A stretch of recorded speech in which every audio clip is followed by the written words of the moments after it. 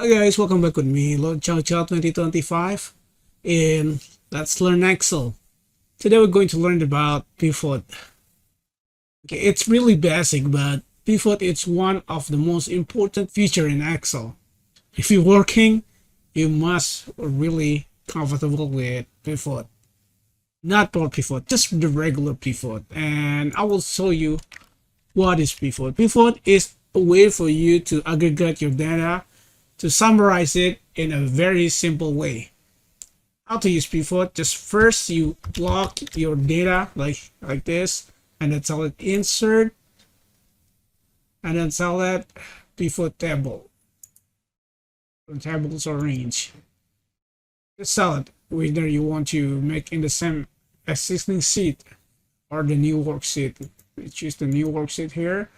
Here you will be shown an empty pivot table, and here you will show the list of columns or fields that you can use to summarize your data.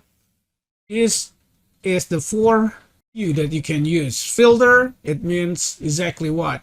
A filter. So first you need to put what the thing that you want to calculate.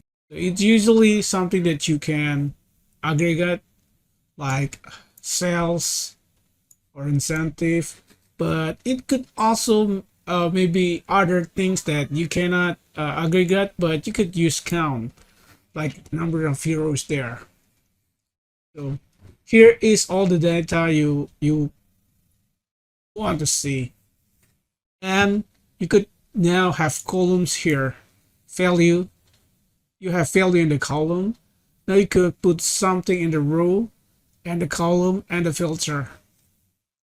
For example, if I put kingdom here, it's gonna aggregate the sum of Hue, Wei, and Wu for incentives, sales, and heroes. You could also move it around whatever you want.